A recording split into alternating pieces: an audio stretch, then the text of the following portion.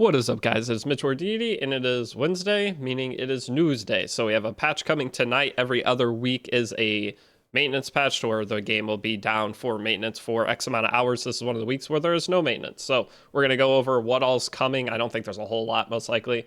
We have two new banners. One is for Litica. I'm not even going to click this. Litica is really good right now, but anybody who's a new player, you're not going to be able to build her to the speed that you want to. So Litica's a normal non-limited character. You will probably get her if you haven't already gotten her from your early summons. If you're an in-game player that maybe got rid of your Liticas along the way, she is really good right now. But the big thing that's coming is going to be Rinak. So Rinak is, I think, going to be a pull for anybody, whether you're new or old players. She has the highest base speed, is tied for the highest base speed in the game, meaning that, yes, you might not have speed gear, but the speed gear you do have will end up making her way faster than any other character you could possibly build. And her artifact is decent for her. I'm not sure. I will go over the artifact, but overall, her skill kit seems pretty solid. I think she's a solid pickup, and she's a limited character. I always suggest with limited characters pulling them because you're not going to get a chance to get Rinak for a year from now. So just in case she's insanely strong, you also have the option to wait a week. She's going to be on banner for 2 weeks, so wait a week, see how the feedback of this character is, and then from there decide should I end up pulling them or not. But the artifact is going to be increases attack by up to 20% at the end of turn, and the caster has a debuff, increase combat awareness by 30%. That part's pretty big, and grants stealth for 2 turns. So it's kind of hard to utilize on any other character besides herself. Those of you guys that don't know Renak's kit, she stuns herself after she uses her skill 3. So I believe it's her skill 3, but she stuns herself, which means she will always be able to proc this artifact by herself.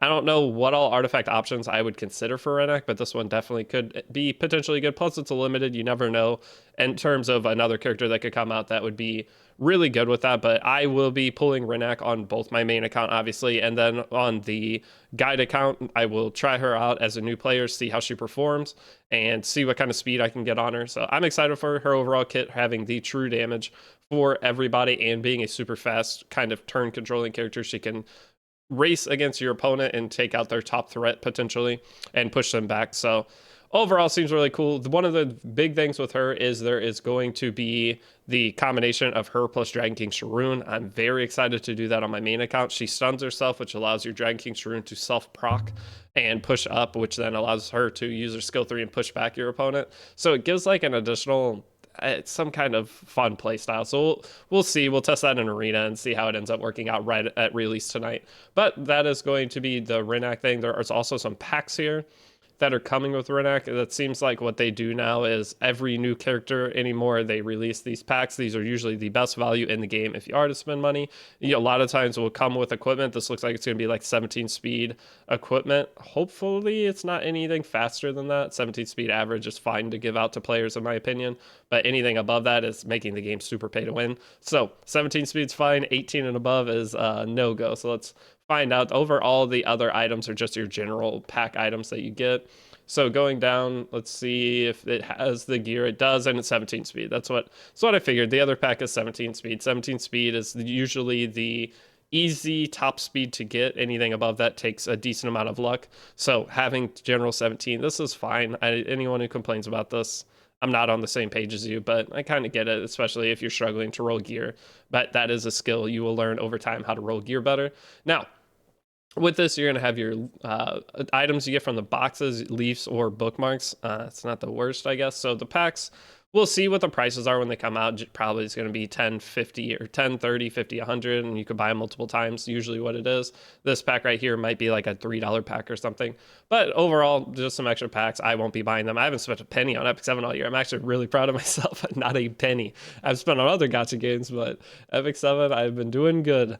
I always said if Epic 7 didn't have any new content, I wasn't spending money on the game anymore. They have some new content, so I'm due to spend and give them a little bit, but for some reason, I just haven't had any urge to spend on it. And I don't know. Maybe you guys feeling the same way, but we went through such a long drought that I wanted to punish them, I guess. I don't think my $50 I would spend is going to make a dent in their total bankroll. So now going forward, this is going to be the big patch notes. This is where all the core information of this patch will be. So we have the new RTA season starting. Live Arena is going to be going, but I thought that we were going to be getting characters.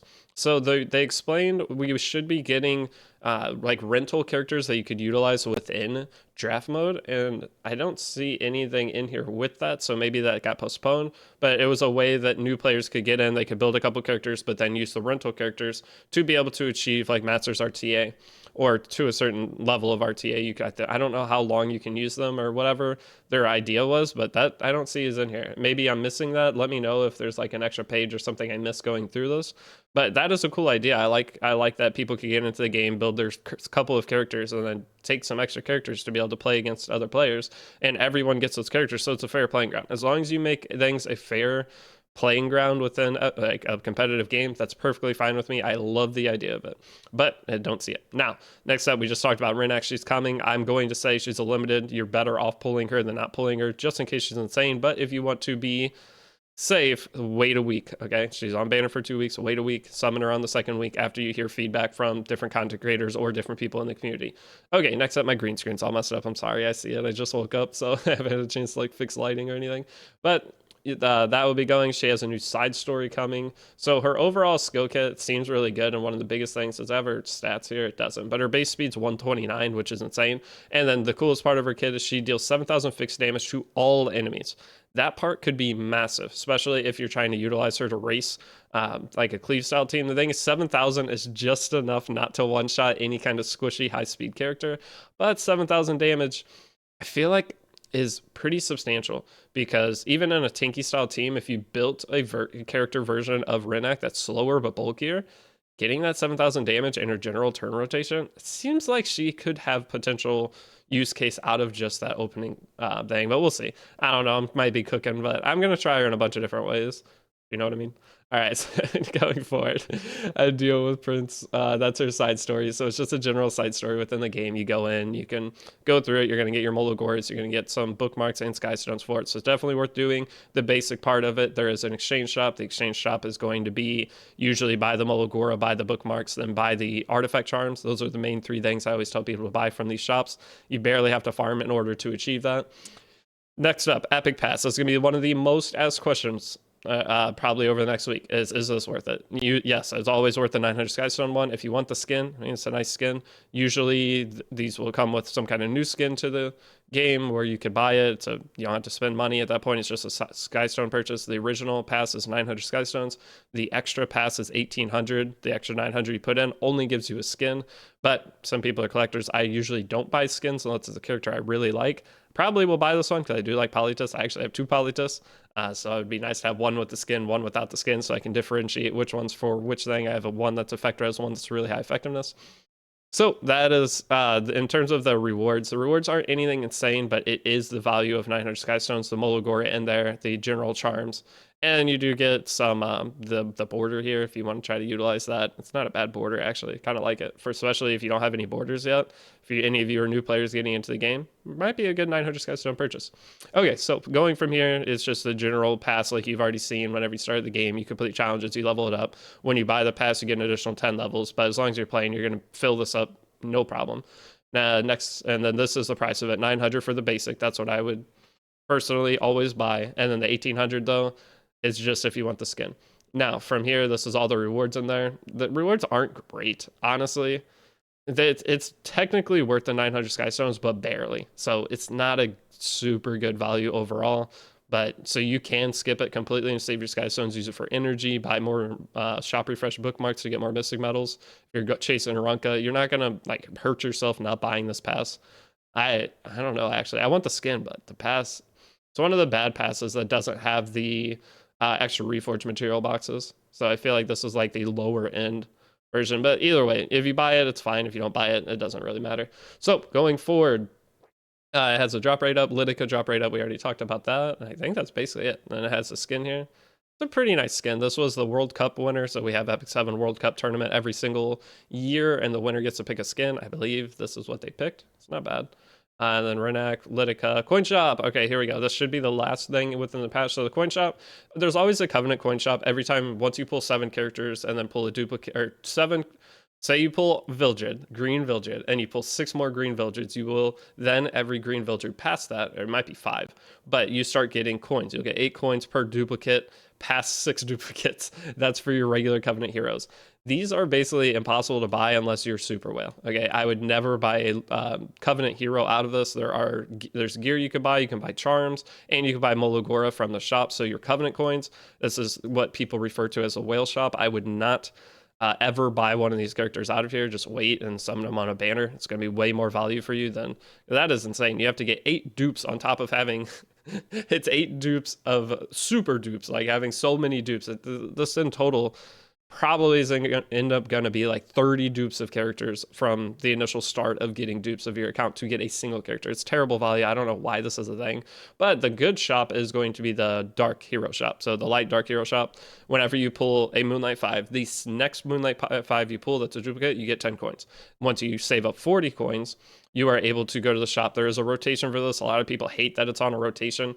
For me, I started the game when there was no Galaxy coins, so the fact that there's even a Galaxy coins now, I'm happy with it. But that is one of the problems with being like a long-term player for a game, is you look past some of the things that are kind of crappy. I think I'm in that spot because I always see people complain about this, and I love it. I love that the fact that we actually get something for duplicate Moonlight 5 characters. So there's a shop here. You can also buy gear from it. It has a better gear pool than the regular one, and you can buy molas. You can buy, I believe, artifact charms from this too. Overall, the shop is fantastic, but they only release 3 characters every month that are on it, and it's on a rotation. So a lot of times people are like, I want to spend my coins to characters. When this first came out, I had waited like 6 months before I bought my first character from it, and I was fine with it. I was like, okay, hopefully next month's the thing. But again, that's just coming from, I used to have nothing, now I have a little bit, or they give us a little bit, but new players coming in are people that haven't been experiencing this coin shop from the initial start of it. Probably not gonna like it so much. So let me know your opinion on the coin shop. I mean, I'm sure all the feedback has already been given to them from what you guys said, but I can put it in the creator Discord and let the people know from there. But I'm sure it'll already have some complaints in there before you guys even comment on this video. Next up, we're gonna have the expedition boss rotation. So this looks like blue, dark, and light. So blue, dark, light. So there's no fire expedition. This is actually one of the harder rotations of expeditions, but with a new guide player series, the next episode of the guide, that is the part where I'm making all the expedition teams for us. Any of you that have not finished expeditions, if your Asia server is probably too late, but if you're Europe or global server, you have 1 day left to try to finish up all your expeditions for the month to get all those free rewards. So look into doing that. Other than that, though, other adjustments and improvements, nothing. Wait, what? Recommend content tags where maybe will be added certain heroes. Thank you. There's nothing here. All right, do we do the check the stove comment? Let's find out. It's probably a mistake. Here's an idea for quality of life. Stop having these ridiculous rotations. It's just what I talked about. It's so funny. Oh, that's funny. I did not look at this before. That's so funny. Literally what I just talked about. People complaining about the pools of characters. The most hated and pre-ban unit gets the skin. Smogate outdoing themselves. So the thing is, the most hated pre-ban unit, but it's put in almost every arena defense, guild war defense. So people get more use out of Harsetti than probably any other character in the game. So giving him a skin, I think, is a good idea. Yes, she is hated. I hate her. I ban her every single game. I try to avoid her in any kind of content I play, whether it's arena or guild war. I'll try to not have to attack those teams, but I do understand whenever you have a character that's played this much, giving them a skin does make sense. Heartside 100% banned RT. For me, yeah, same. I will never let her touch the board. Good update, Heartside skin, cool. I mean, overall, not too bad. Just someone's always complaining. I've never seen a stove's comment section where the first top thing isn't some kind of like really harsh complaint. So it's just this what it is. You give people a platform. The thing that when people are happy, like me, I'm pretty content with the game right now. I like where it's at, especially in the new player experience. I would never go leave you're more likely to comment when you're mad on something than when you're happy. So any of you guys that do leave happy comments on stuff, you are a amazing creature, because that's not the case. Usually the only time you'll take your time to type something out is because you're angry. But that's all that's coming for this week. Not a whole lot. Renek's going to be exciting, but past that, it'll be a little bit of dead time, it looks like, for maybe a week or two. We're going to be getting a new Rift cycle soon. The new RTA season is starting, so that will be fun. For any of you guys that are older players, newer players, don't stress too much about RTA. There's no big rewards for it, but it is the really only game mode to focus on once you finish clearing story. If you want to continually feel progression in your account, you're going to be having to go and play RTA. Otherwise, you just wait, do your casual farm, log out, wait for some kind of new event to start. So that's all I got. Can't wait to read the negative comments from these bots. Okay, that's all I got for the video. Thank you for watching. I will see you all for Rinak summons tonight. Peace out.